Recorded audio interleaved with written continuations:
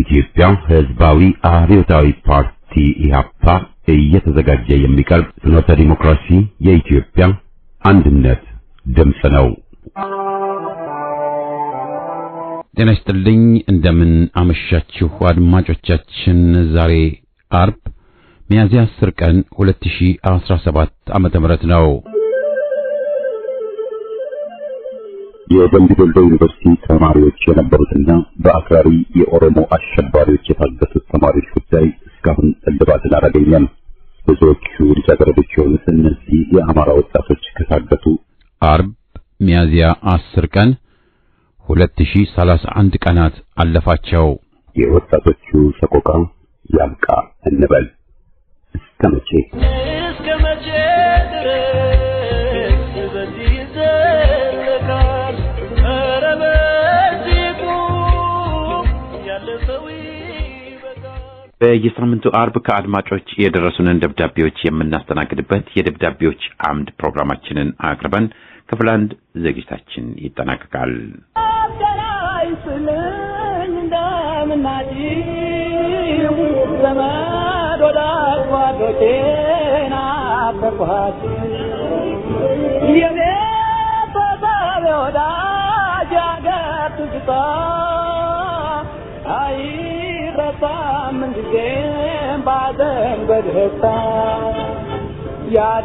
ያደጉበት አገር ውበቱ የጓደኛ የጎረቤቱ የእናት የአባት የዘመድ ፍቅር አይረሳም ናፍቆት ትዝታ እስከ መቃብር ልጆች ሲጫወቱ ውሃ እየተራጩ በለመለመ መስክ ከብቶች ሲፈንጩ በተዋበው ጫካ አፏብስ ያፏጩ ሕይወት ያድስ ነበር የደስታ ደብዳቤዎች አምድ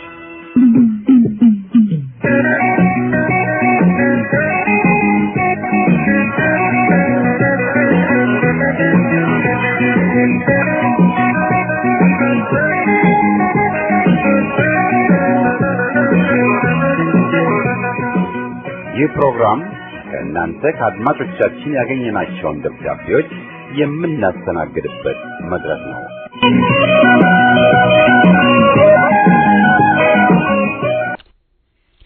እንደምን ሰነበታችሁ የፍኖተ ሬዲዮ የኢህአፓ ልሳን አዘጋጆችና አድማጮች።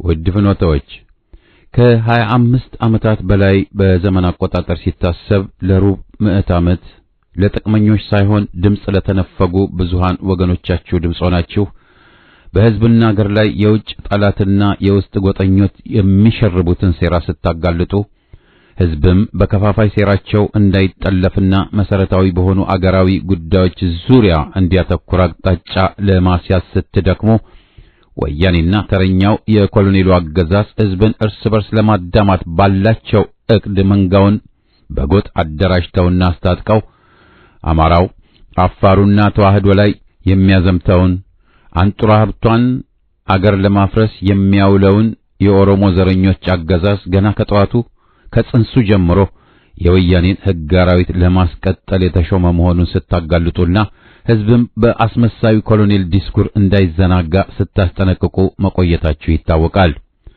መቼም ነብይ ባገሩ ሆነና ድምጻችሁ በባለጊዎቹ የሞቀሞቀ ጭብጨባ ተውጦ ተገቢውን ጆሮ ባለማግኘቱ እነሆ ዛሬ ያ የተፈራው ደርሶ አገር የህልውና አደጋ ላይ ወድቃለች። ደግነቱ ታማሚው የአገዛዙ ቁንጮ አውሬነቱ ሰው በላነቱ ሲጋለጥ ጊዜ አልወሰደበትም።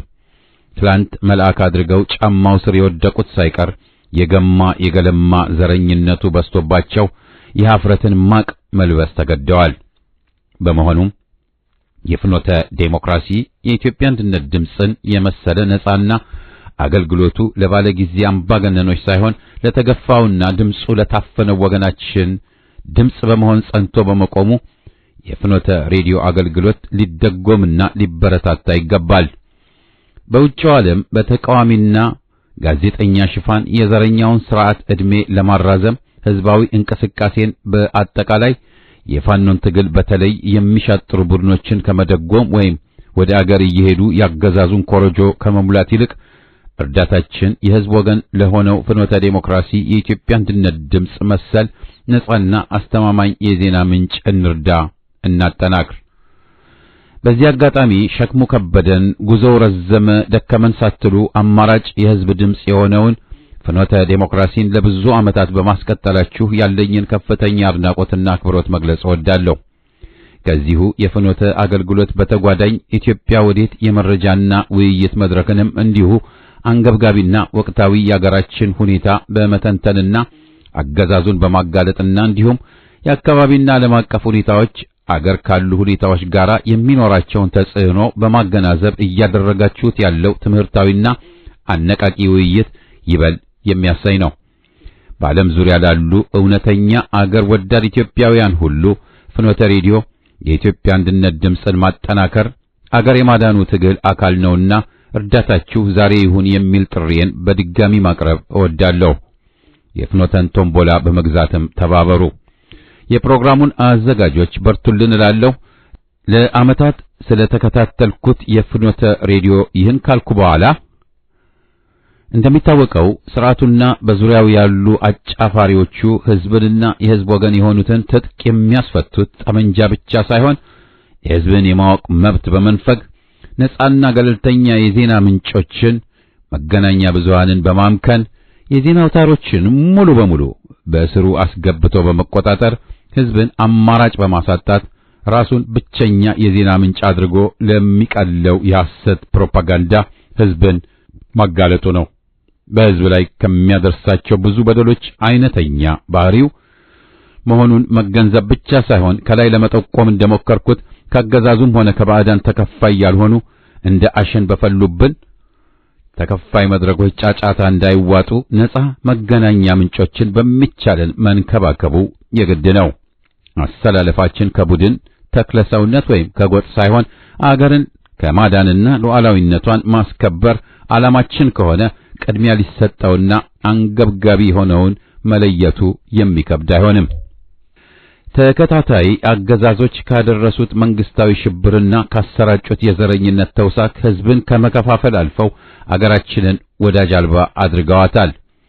እንደሚታወቀው ከኢትዮጵያ ጋር በወዳጅነት የማይታሙት ባልሰራቸው ኃጢአት ጠላት ያደረጓት ምዕራባውያንና አረብ አገሮች በተለይ ደግሞ እንደነ ሳውዲና አረብ ኤሚሬትስ ያሉ ስልጣን ላይ ሆኖ የራሱን አገር የሚያፈርስ ደንቆሮ ሲገኝ እሰየው ብለው የተመኘነውን አገኘን ብለው ዱላ ማቀበል እንጂ ሌላ ምን ተዳቸው ሆነና ደም ማፍሰሱ አገር ማፍረሱ ይብቃ ይሉታል።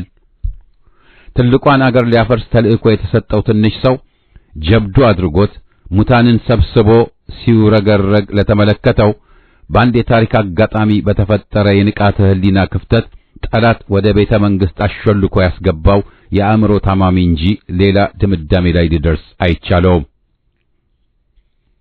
ኢትዮጵያን የማፍረሱን ደባ ለማሳካት ሲባል በወገኖቻችን ላይ የተከፈተውን የዘር ፍጅት ለማስቆም ህልውናዋን ለማስከበር እየታገሉ ያሉና አቅማቸውን ማዳበር ያለብን ብርቅዬ ዜጎች እንዳሉ መገንዘብና ማንም ሲጮህላቸው የማይደመጠው በኮሎኔሉ ፋሽስታዊ አገዛዝ ታፍነው ተወስደው በረሃብ በመጨናነቅ በበሽታና በዘረኞች በትር ፋሽስታዊ ግፍ እየተፈጸመባቸው ያሉ ብዙ ሺህ እስረኞች ወገኖቻችን እንዲፈቱ እንታገል። ቢያንስ እንጩህ፣ ድምጻችንን እናሰማ። ጋዜጠኞችም ሙያቸው ለሚጠይቀው ስነ ምግባር ተገዢ ሆነው ሐቁን ይመስክሩ።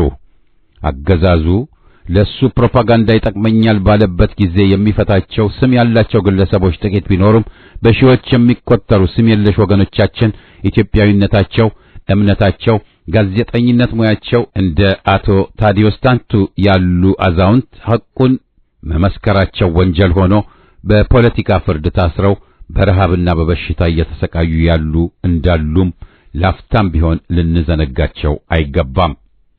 በአንጻሩ ኢትዮጵያ መከራን የሚቀበሉላትና የሚሞቱላት እንዳሉት ሁሉ ፈተና ሲገጥማት የሚክዱ የፋኖን የህልውና ትግል ለማክሸፍ ኮሎኔሉ ጠፍጥፎ ለሰራው ምክክር ኮሚሽን ሽርጉድ የሚሉ መስፍን አርአያን መሰሎቹ በተመሳሳይ የዕድሜ ክልል ውስጥ ያሉት ደግሞ የሰይጣን አማካሪ መሆንን ይመርጣሉ። በሌላ በኩል በእኔ አስተያየት ወይም ቢተገበሩ ብዬ የምመኘውና ጀግኖቹ የፋኖ አርበኞች ቀዳሚ እርምጃ መሆን ያለበት ብዬ የማምነው የመላ አማራውን የህልውና ትግል ያማከለ አንድ የጋራ አመራር አካል ማቋቋም፣ 2 የተመሰረተው አካል የጋራ ራዕዩን መንደፍ ብሎም ለኢትዮጵያ ያለውን ሀገራዊ መርሆ ይፋ ማድረግ፣ 3 ለቅድመ ህዝባዊ መንግስት መሰረት የሚጣልበትን አገር ወዳዱን ያሳተፈ የሽግግር መንግስት መቋቋምን ማረጋገጥ፣ 4 በመንግስታዊ ስልጣን ዘመኑ አገርን ክዶ ህዝብን የፈጀ ለጠላት አድሮ ያስፈጀ ብሔራዊ ሀብቷን የዘረፈ ነፃ ሆኖ መኖሩ ሊቆምና ሂደቱም የወያኔንና የኦሮሞማውን ሰው በላ ኮሎኔል ከነግብረ አበሮቻቸው ለፍርድ በማቅረብ ሊሰበርና ክቡር የሆነው የዜጎቿ ህይወትና ሰብአዊ ክብር ሊመለስ ይገባል ባይ ነኝ። የወያኔዎቹን ትርምስና የሰሞኑን ድራማቸውን እንተወውና የቡድኑ የዘቀጠ ምግባር አብሮት የተፈጠረ በመሆኑ ላይ እንስማማ። ይህ ጸረ አማራ ጸረ ኢትዮጵያ ቡድን በትግራይ ህዝብ ላይ ያደረሰውና እያደረሰ ያለው መከራ ቀደም ሲል በአማራውና አፋሩ ላይ የፈጸመው የጦር ወንጀል ሲታሰብ ቡድኑ የህልውና አደጋ ለመሆኑ ማሳያ ነውና ከከርሰ ምድሪቱም ተጠራርጎ ሊወገድ የሚገባው የዘመኑ ተውሳክ መሆኑ የሚያከራክር አይሆንም። ዶሮ ብታልም ጥሬዋን እንዲሉ ጌታቸው ረዳን የተካው ታደሰ ወረደ ሁመራና ወልቃይት ጠገዴን የአማራ ክልል አድርገው አቀረቡ ብሎ የአማራውን ህብረተሰብ ሚዲያ ኃላፊነት የጎደለው ብሎ ሊከስ መደመጡ ወያኔነቱን ኪስ አውላቂም ሌብነቱን ሆነና ቡድኑ 30 ጊዜ እንደ ካርታ ቢበወዝ ከዘራፊነቱ፣ ከአይነ ደረቅነቱ፣ ከቀዳዳነቱ፣ ከጠባብነቱ የሚፈውሰው ምድራዊ ተአምር አይኖርም። ሌላው ቀርቶ የነሱን ጠባብነት፣ ጎጠኝነት እንደ መልካም ቅርስ የተረከቡ ተቃዋሚው ነን የሚሉት የአካባቢው ድርጅቶችም ብዙ አራቁም። ከነስማቸው ሳይቀር ከጎጥ ያለፉ አይደሉም። ኢትዮጵያ ብሎ መደራጀት እርም ሆኖ እስከ ዛሬ ድረስ አልነካካቸውም። እንኳንም የኢሃፓ ሰማዕታት እነ ተስፋዬ ደበሳይ፣ ጋይም ገብረ እግዚአብሔር፣ ጸሎተ ሕዝቅያስና ስንቶቹ የትውልዱ ጀግኖች ይህን አላዩ ያሰኛል። ነገ የትግራይ ሕዝብም ከቀሪው የተገፉ ኢትዮጵያዊ ወገኖቹ ጋር ሆኖ ይህን አገራዊና አካባቢያዊ ተውሳክ እንደሚያስወግድ አያጠራጥርም። ጠባብነት፣ ዘረኝነት ይውደም፣ ኢትዮጵያዊነት ይለምልም፣ ነጻነት ይልቃል ነኝ ከሰሜን አሜሪካ።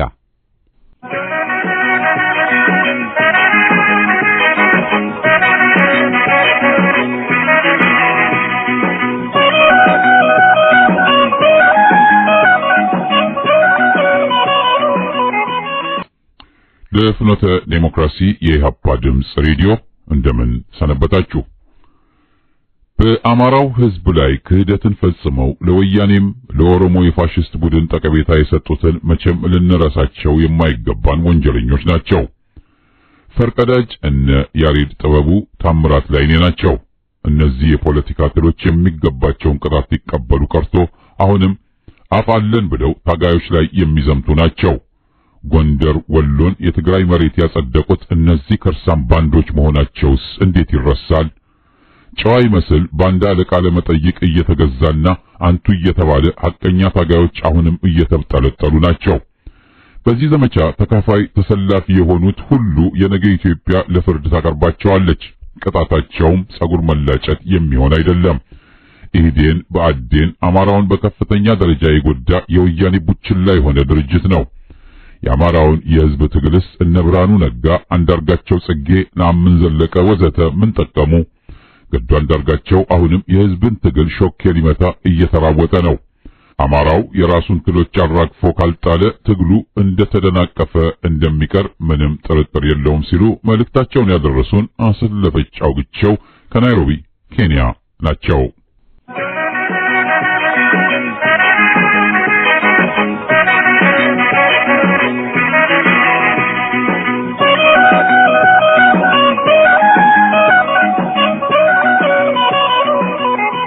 ሰላምና ጤና ለፍኖተ ሬዲዮ አዘጋጆችና አድማጮች ይሁንልን። ምክር ቢጤ ለወጣቶቻችን ከጠቅላላው በመቶ ሚሊዮኖች ከሚገመተው የሀገራችን የኢትዮጵያ ሕዝብ ክፍል 70% ዕድሜው ከ30 ዓመት በታች እንደሆነ ይገመታል። ገና ተምረው የሚሰናዱና ሰርተው ያልደከሙ አገርን በላባቸው በጉልበታቸው በእውቀትና ክህሎታቸው ልክ ተግተው በመስራት ከፍ ያደርጋሉ ተብለው ተስፋ የሚጣልባቸው የወጣቶች አገር ነች ማለት ነው።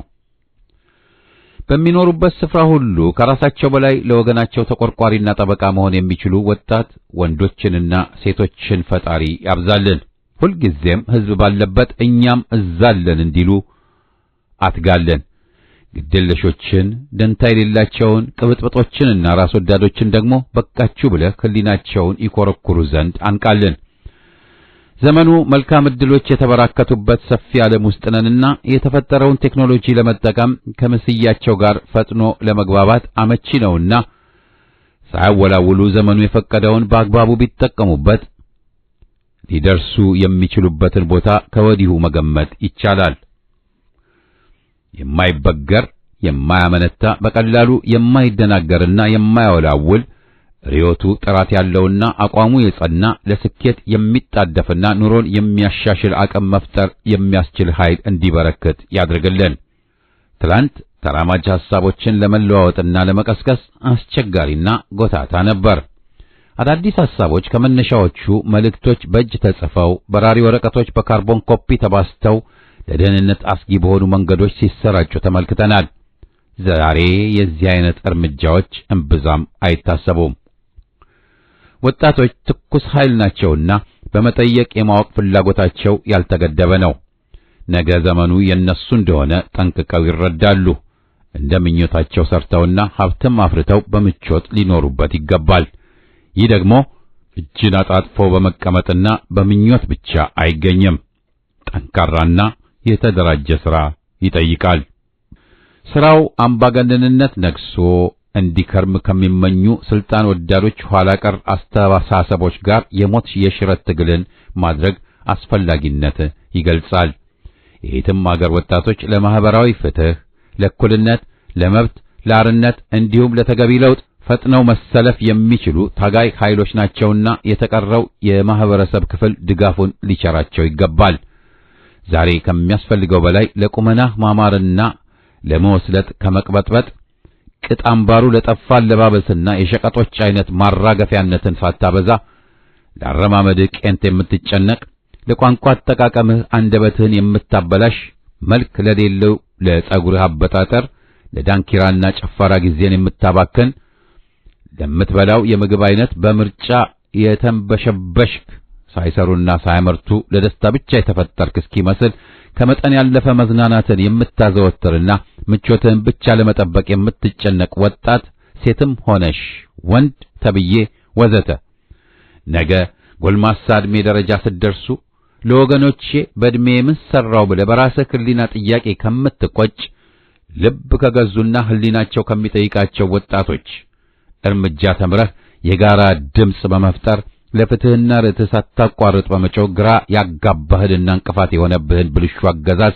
ጎን ቆመ መከራን ከምታራዝም በሕዝብ የተደገፈ መንግስት እንዲቆም ትግልህን በህብረት ከፍ አድርገህ አምባገነኖችን ከመንበራቸው አሽቀንጥረው ወደ መቃብራቸው በጊዜ ሸኛቸው። በመጨረሻም ዓለም በለውጥ ሂደት ላይ ነውና ይህን ተረዱ። አታንቀላፉ፣ ተነቃነቁ። መደበኛ ትምህርታቸውን በቅጡ ያላጠናቀቁ የብልጽግና ፓርቲ ስብስቦች ወደ ጥፋት መንገድ አይንዷችሁ።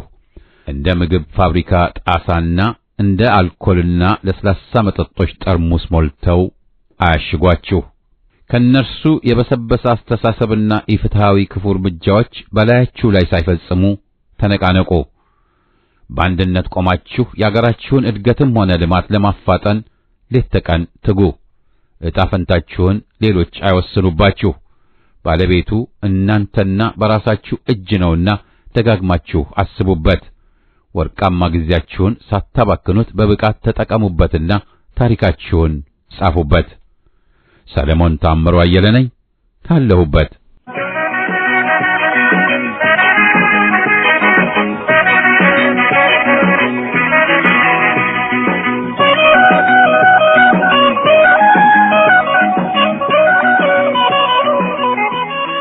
የፍኖተ ዲሞክራሲ የሃፓ ራዲዮ አድማጮችና እንዲሁም የዚህ ፕሮግራም አዘጋጆች በሙሉ ውድ አድማጮች ሆይ ዛሬም እንደ ትናንቱ የሀገራችን ችግር የህዝባችን ሰቆቃ መከራ ረሃብና ሞት በየጊዜው በከፋ መልኩ ተጣጥፎ ቀጥሏል። የአረመኔው የአብይ መንግስትና የፋኖን ጠንከር ያለ ክንድ መቋቋም አቅቶት በእብሪት ማመን ስለተሳነው ያንን የተነገረውን ብቻ የሚፈጽም የኦሮሞን ወጣት እያፈሰ የዛ መከረኛ መከላከያ ዩኒፎርም እያለበሰ ወደ አማራ ክልል በመላክ ምስኪን የኦሮሞ አዳጊ ወጣቶችን በነበልባል ፋኖች ጋር እንዲተላለቁ በውሸት ሞልቷቸው ይልካል። ደግነቱ ፋኖቹ ለጊዜው ምንም እንኳን ስልጣን ይዘው መንግስት ባይሆኑም አሁን ባሉበት ቁመናቸው ችሎታ ላይ ሆነው ያ መንግስት ነኝ ከሚለው አረመኔያዊ 100 ሺህ ጊዜ በላይ በአመለካከትና በጥንካሬ ስለሚበልጡ ፋኖ እነዛን ብልጽግና እያፈሰ የሚልካቸውን የኦሮሞ ወጣቶችን በስነ ስርዓት እጅ እንዲሰጡና ወደ ቤተሰቦቻቸው ልኮ ከዚህ ቀደም እንዳደረገው ሁሉ ዛሬም እንደሚልካቸው በተለያየ መንገድ ባደረጋቸው ጥሪ ላይ ተደጋግሞ ተናግረዋል። በዚህ መሰረት እነዚህ ወጣት አርበኞች በህዝባቸው ዘንድ ዛሬም ሆነ ነገ በርትተው መንግስቱ ከሆነ አገር ይመራሉ፣ ሰላምን ያመጣሉ ብሎ ሰፊው ህዝብ በጽኑ ያምናል። አሁን በተግባር እየታያለው ፋኖቹ አጀንዳቸውና ግባቸው ብሎም መነሻቸው ከአማራ ይሁን እንጂ በእምነት ፋኖች እየሰራ ያለው ነገ ከጸረ ኢትዮጵያ ቡድኖች ጋር ሂሳብ የሚያወራደው እዛው 4 ኪሎ እንጂ ሌላ ቦታም አይደለም። ባለሳሳት ያራቱ የፋኖ አደራጆች አላማ ይህ ስለነበረ በነሽመልስና በነብርሃኑ ጁላ በጥላቻ እየተሞላ የሚላከው የኦሮሞ ወጣትና የሌላ ክልል ተወላጆች ሁሉ ሳይቀሩ ፋኖ እናንተ የመጣችሁት የውሸት ወሬ ሰምታችሁ ስለሆነ ነገ አብይ ከወረደ ወደሚሄዱበት አገር ወይም የትም ሊሆን ይዛችሁ ስለማይሄድ ወደዳችሁም ጠላችሁም ዛሬ በእነ አብይ ሴራ ጠላት ሆናችሁ ብንገዳደልም ነገ ጠላቶች ተሸንፈው አብራችሁ በፍቅር መኖራቸው ስለማይቀር ከወዲሁ ወደ አማራ ክልል የምትላኩ ወጣቶች አልገባችሁም እንጂ ፋኖ ጠላት ሳይሆን አገር አድን ኃይል ነውና ሳይረፍልባችሁ በክብር እጃችሁን ስጡ፣ መሳሪያውንም አስረክቡ። እንደ ምርጫችሁ ወደ ቤተሰቦቻችሁ ወይም ከፋኖ ጋር ሆናችሁ ከታሪክ ተቋዳሽ ትሆናላችሁ ብዬ ገምታለሁ። እንግዲህ ምርጫው የእናንተ ነው። የሰላም በሮች ሁሉ ክፍት ናቸው። እንደኔ ሐሳብ ሰጪ በእርግጠኝነት አንድ ነገር ግልጽ ላደርግላችሁ ፈልጋለሁ።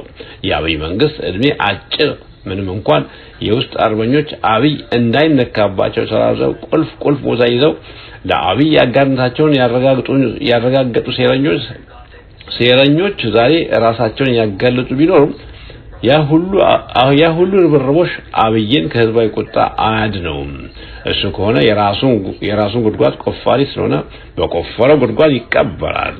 ትህነግም ኦነግም ብአዴንም ሁሉም ጸረ ኢትዮጵያ ኃይሎች በአንድ ድንበር ይከስማሉ። ነገር ግን በእነዚህ መሃል በማወቅም ሆነ ባለማወቅ በተለይ በአማራ ህዝብ ላይ አማራ ሆናችሁ ከኦነግና ከወያኔ በላይ ጠላት የሆናችሁ አማራዎች መጪው ክፉ ቀን ከመድረሱ በፊት ራሳችሁን ንስሐ ግቡ። በሆድ ተሸንፋችሁ ይመስለኛል እስከ ዛሬ ድረስ አማራ ህዝብን እንደ ነቀሳ በሽታ የጎዳችሁ እናንተ መሆናችሁንም አትርሱ። በሸዋና በሱዳን ቦርደር ላይ ፋኖ እንዳያርስ ተቀራርባችሁ ከአሜሪካ እስከ አገር ድረስ ያሴራችሁት ሴራ ሁሉ ሰፊው የረሳ ይምሰላችሁ። ይህንን ካወቃችሁ ከወዲሁ ዘንድሮ እንደ ድሮ አለመሆኑን ማወቅ ከተሳናችሁ ከእንግዲህ ወዲህ ብዙንም ማስጠንቀቅ ደወል አይኖርም። እንግዲህ እናንተ ቃል ተገባብታችሁ በአንድነት አማራና ለኢትዮጵያ ብላችሁ በዱር በገደል የምትከራተቱ አርበኛ ፋኖች እንደኔ ሐሳብ ከሆነ ርህሩህነት ከድል በኋላ ብላችሁ ወገባችሁን አስራችሁ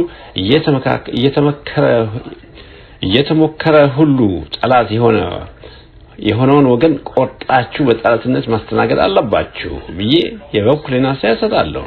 አየይም እነዚህ 200 ኪሎ የሚመዝኑ በወገን ባንዳዎች ተከባችሁ የምታደርጉት ትግል መጨረሻው ላይ ችግር ላይ መውደቁ አይቀርም።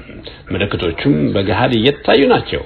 ወገን ተብለው የታቀፉ እባብ እንቁላል ሆነው ተፈልፍለው እነሆ ሐቀኛ ፋኖችን እየነደፉ እየፈጁ ናቸውና እንግዲህ ከድል በኋላ መሆን የሚገባቸው መልካም ነገሮች ሁሉ በጦር ሜዳ ሊሆኑ አይችሉምና ኮምጨጭና ቆፍጠን ብላችሁ በታሪክ ጠላትን ሲሸነፍ እንጂ ወዳጅ የሚሆነው በጦር ሜዳ ከሆነ በተቃራኒ ጎን ከቆመ ወንድምም ቢሆን ጠላት ነውና ዓላማዬ ይሳካ ካልክ ጠላት ላይ እርምጃ ውሰድ ሲሉ መልእክት የላኩልን አቶ መስገን ጉልማ ከኤድመንተን አልበርታ ካናዳ ናቸው።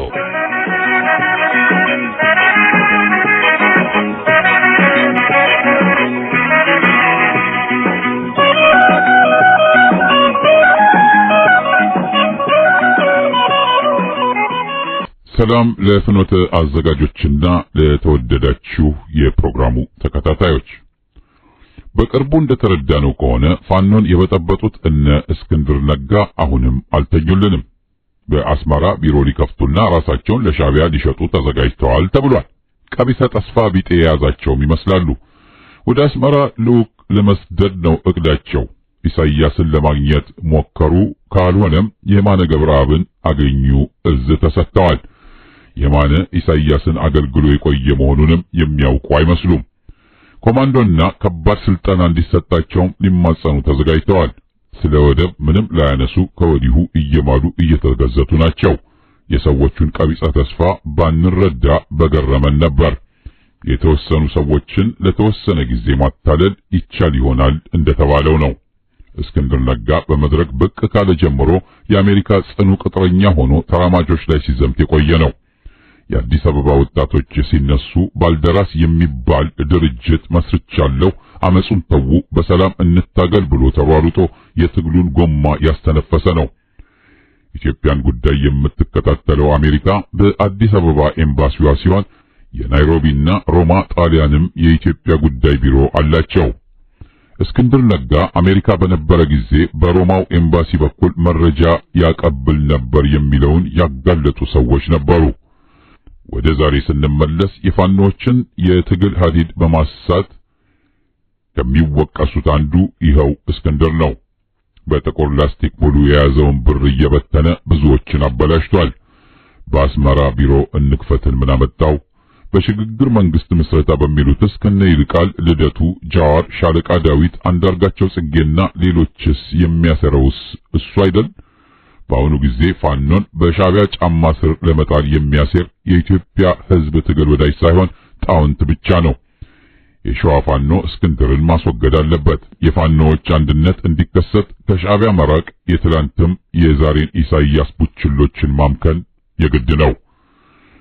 የፋኖ ኃይል ነጻነት ይጠበቅ። ዘሪሁን አስመላሽ ነኝ ከአዲስ አበባ።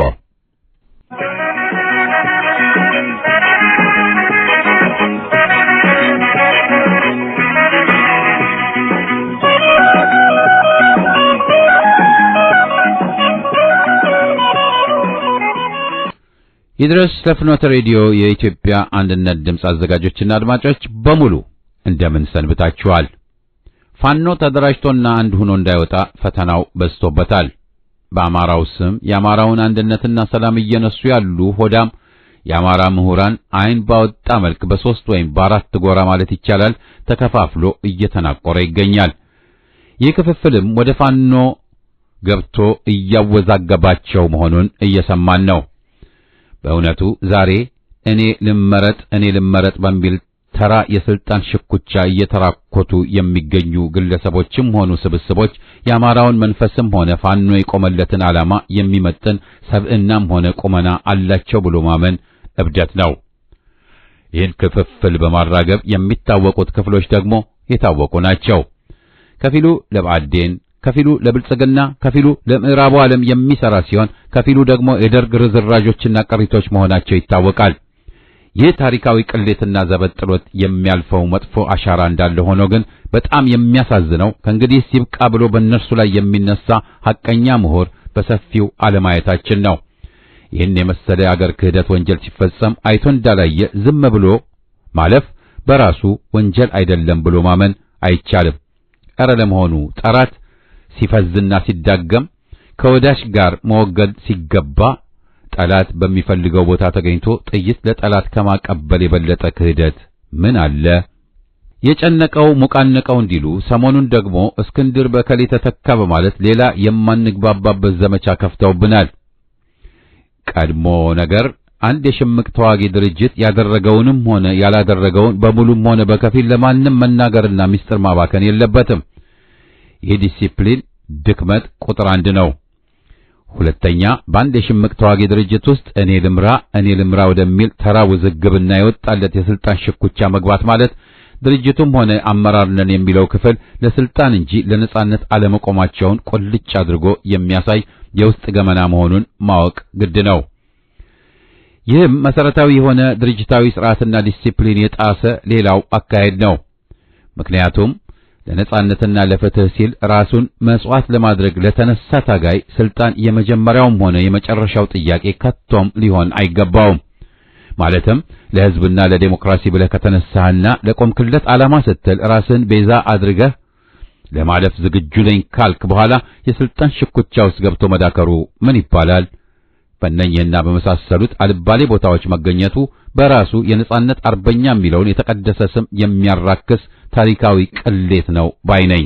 ቀድሞ ነገር ከማንም የነጻነት አርበኛ የሚጠበቀው ለስልጣን ሳይሆን እኔ ልሙት በሚል ለመስዋዕትነት መሻማትን ነው። ቢያንስ ይህን በድርጅት ውስጥ ያለንና የነበርን ዜጎች የምናውቀው ስነ ምግባር ነው።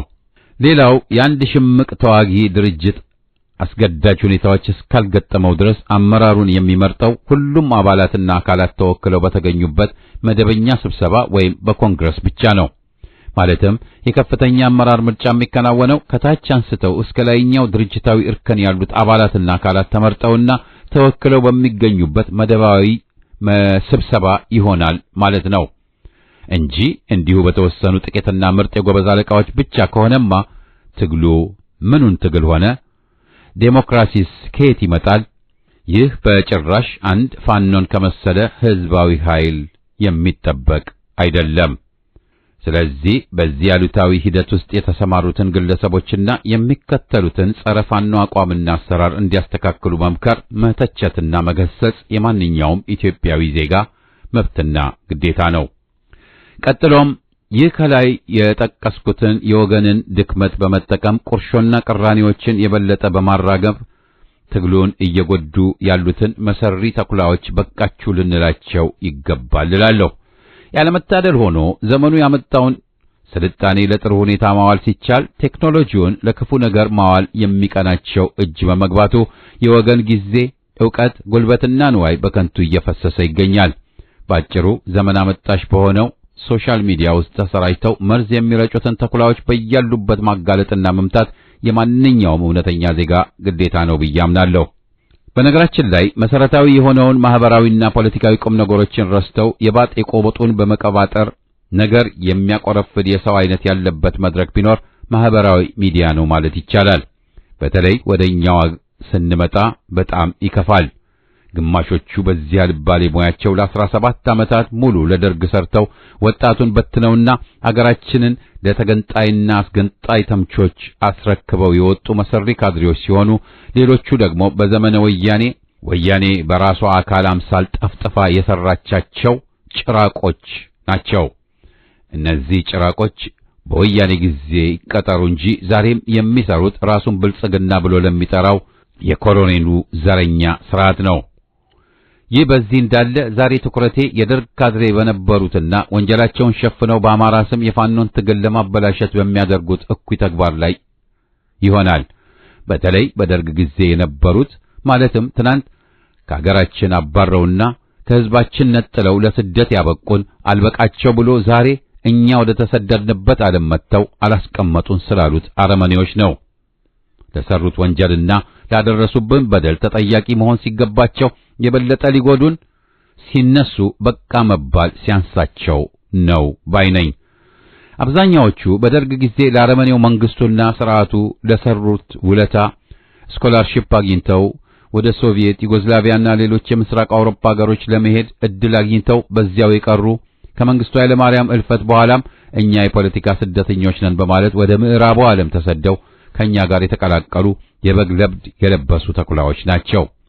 ድንቄም የፖለቲካ ስደተኛ ቀድሞ ነገር ለኢትዮጵያ መውደቅና ለህዝባችን መተራመስ ተጠያቂ መሆን ሲገባቸውና በህዝብ ላይ የሰሩት በደልና ወንጀል ህዝብ የረሳው ስለመሰላቸው ይኸው ዛሬም እንደገና በፈጁት አማራ ስም ብቅ ብለው እያተራመሱን ይገኛሉ። ትላንት በነበራቸው ቁርሾ በመነሳት በእነ ኢህአፓና በእነ ፋኖ ላይ አሉታዊ የሆነ ዘመቻቸውን በመክፈት በተጨባጭ በትግላችን ላይ እያሰሩ ከሚገኙ ጠላቶቻችን ቁጥር 1 ሆነው ይገኛሉ። ስለዚህም መጋለጥ አለባቸው። ለምሳሌ የደርግ የርዕዮተ ዓለም መጋዚን ዋና ሥራ አስኪያጅ የነበረው ተክሌሻው የማናውቀው መስሎት ሲገለው ሲፈጀውና ሲያሳድደው የነበረውን አማራ ለሰራው በደልና ለፈጸመው ወንጀል ይቅርታ ማለት ሲገባው መሪ ነኝ እያለ ሲጮህ እየሰማን ነው። በራሱ የድሮ ካድሬዎቹና መሰል አረመኔዎች በሚቆጣጠሯቸው ብዙሃን መገናኛዎች ብቅ በማለት በኢህአፓ ላይ የ40 ክንድ ምላሱን በማውጣት ሲከስና ሲተናኮስ እያዳመጥነው ነው። አይነጋ መስሏት እንዲሉ ትላንትም ሆነ ዛሬ እየገደሉት በቀጠሉት ጠላቶቹ ላይ የኢትዮጵያ ሕዝብ ሂሳብ ማወራረዱ አይቀርም። በደርግ ዘመን ኢትዮጵያ ውስጥ ለፈሰሰው ደም ተጠያቂው መሆኑን ረስቶ ጅብ በሰው አገር ሄዶ ከብት ቆዳ አቅርቡልኝ እንዳለው የአማራ መሪ ነኝ እያለ ሲጮህ እየሰማነው ነው። የደርግ ካድሬዎች ደርግ ወድቆ ወያኔ ከተተካ ጊዜ ጀምሮ ትግሉን ለማደናቀፍና ኢህአፓን ለመተናኮል ወያኔ ሆን ብላ ከመለመለቻቸው ከአሰማራቻቸው ግለሰቦች ሁሉ ጋር በመወገንና ኢህአፓን በማጥቃት ይታወቃሉ። ወያኔ ሆን ብላ በሕዝብ ዘንድ ተቀባይነት እንዲያገኙ ምቹ ሁኔታ ፈጥራ ወደ አደባባይ የምትልካቸውን ምንደኞች ተቀብለው ሆይ ሆይ የሚሉት በአብዛኛው የደርግ ካድሬዎች ነበሩ። ሕዝብ በወያኔ ተመልምሎ የመጣውን ባንዳ አድናቂና ደጋፊ እንዲሆን በሰፊው ሲሰሩ የነበሩት አብዛኛዎቹ የደርግ ርዝራዦች ነበሩ፣ ዛሬም ናቸው። እነኚህ ግለሰቦች ገና ልደት ወደ ፖለቲካው መድረክ በወያኔ ተመልምሎ መስራት ሲጀምርና ኢህአፓ በጊዜው ልደቱ የወያኔ ሰው ነው ብሎ ሲያጋልጥ በኢህአፓ ላይ ይጮሁ የነበሩ እነኚህ የጓሮ ድመቶች ነበሩ። አንድ ሰሞን ለምሳሌ ልደቱን ደግፈው ሲንጫጩና ኋላም አይን ባወጣ መልክ ኢትዮጵያንና በኢትዮጵያዊነት ገፍተው ወያኔን፣ ሻዕቢያን፣ ኦነግንና ዛሬ ደግሞ ብልጽግናን ወግነው አማራንና ኢትዮጵያን ሕዝብ አጠቃላይ ያገለሉትን ግንቦቴዎች ደግፈው ሲንጫጩ የነበሩ ተመሳሳይ የደርግ ካድሬዎች ናቸው። ለኤርትራው ሻዕቢያና ለግብጽ ማደራቸውን እያወቁ ግንቦቴዎችን ደግፈው በኢህአፓና በአገር ወዳዱ ላይ መንጫጫታቸውን ደግመን ደጋግመን ያየነው ሐቅ ነው። ኋላ ደግሞ አብይ ሲመጣ ተንጋግተው ለሱ ሲሰግዱ ባይናችን ያየነው ምጸት ነው።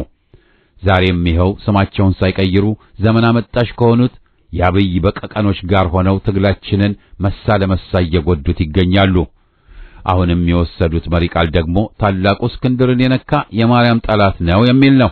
ከሁሉም በላይ የሚገርመው ደግሞ የታላቁ እስክንድር አድናቂ የሆኑት ሁሉም ትላንት አብይ ሙሴያችን ነው ብሎ አትንኩብን በማለት ጉንጉን አበባ ይዘው ወደ አገር ቤት ጠቅልለው የገቡት ናቸው።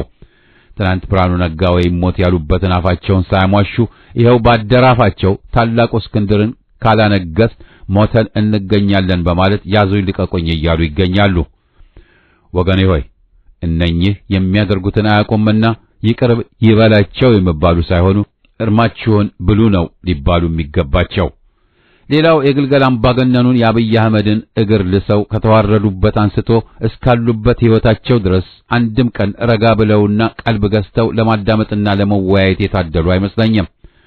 ለዚያም ይመስለኛል በጣም ጨለምተኛ በሆነ መልክ እንደተለከፈ ውሻ እየዞሩ አንዱን ቆርጠው ሌላውን ቀጥለው በወገን ላይ የስድብ ናዳ እያወረዱ የቀጠሉት።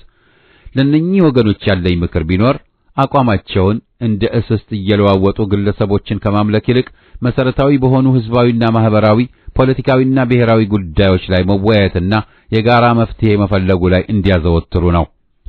አንድ ጥሩ ሰብዕና ያለው ፖለቲከኛም ሆነ ምሁር ትኩረት ሰጥቶ መስራት ያለበት በህዝብ እኩልነት ጥያቄ፣ በፍትህ፣ በአንድነት፣ በነጻነትና በህግ የበላይነት ጥያቄ ዙሪያ ሲከራከር ሲሟገትና ሲወያይ ነው።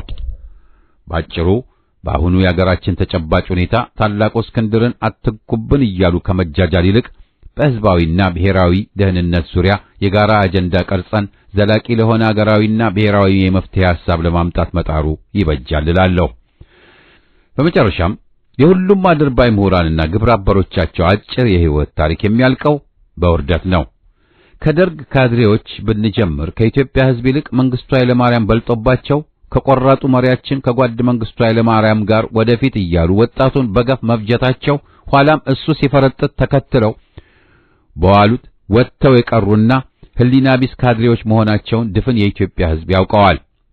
ቀጥለውም የመጡት ከእናት ሀገር ኢትዮጵያ ይልቅ ልደቱ ክህደቱ በልጦባቸው ልደቱን አንቅሮ በተፋው ሰፊ የኢትዮጵያ ህዝብ ላይ ቂም ቁርሾ ቋጥረው ሲቆዝሙ ይኖራሉ።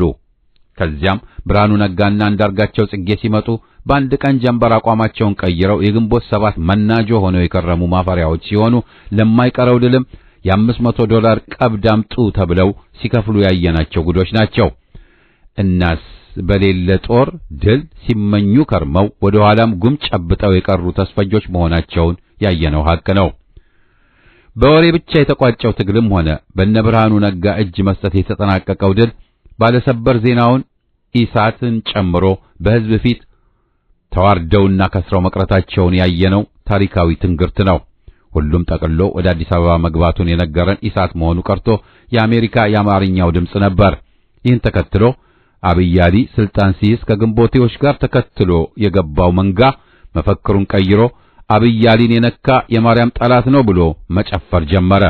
ወገኔ ሆይ ዛሬም እነዚህ የታሪክ አተላዎች ናቸው ከሞራል ልዕልና እና ከአማራው ደህንነት ይልቅ እስክንድርን አብልጠው ከታላቁ እስክንድር ጋር ወደፊት እያሉ ሲቃዡ እየሰማናቸው ያለነው።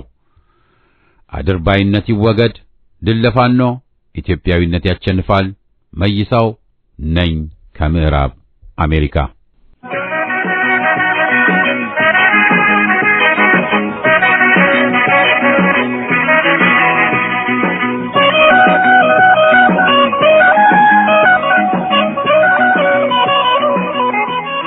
ውድ ፍኖታዎች እንደምን ከረማችሁ? ከፈቀዳችሁልኝ ለወገኖቼ ቤተ እስራኤሎች የምለው ጥቂት አለኝ። ወገኖቼ እናንተም ለስደት የበቃችሁት ጭቆናው በዝቶባችሁ መሆኑን ማንም አይዘነጋም አይከደም። በአሁኑ ጊዜ በጋዛና ሌሎች ቦታዎች የናታንያሁ አገዛዝ የሚፈጽመው ፍጅት በዓለም አቀፍ ደረጃ የሚወገዝ ነው። ሐማስን መታገል ሳይሆን የፍልስጤም ሕፃናትና ሴቶችን በሺዎች በአሜሪካ መሳሪያ በገፍና በገፍ መጨፍጨፍ ነው እየታየ ያለው።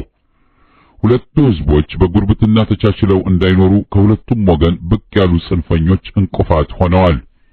የናታንያሁ ፍጅት የሚደግፍ ሕሊናም ሆነ ድምፅ ሊኖረን አይጠበቅም። ለሐማስ አጸፋ ማለት የፍልስጤምን ሕፃናት መፍጀት ማለት ሊሆንም አይችልም።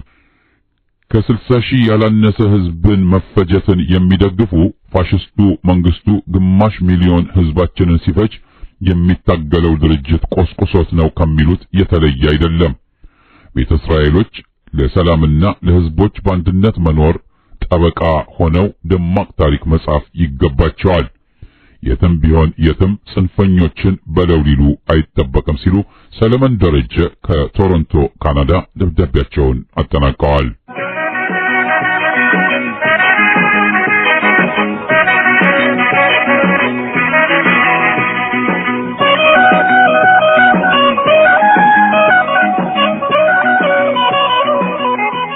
አድማጮቻችን የደብዳቤዎች አምድ ፕሮግራማችን በዚሁ ይጠቃልላል። ሳምንት አርብ እስከምንገናኝ ደህና ቆዩን።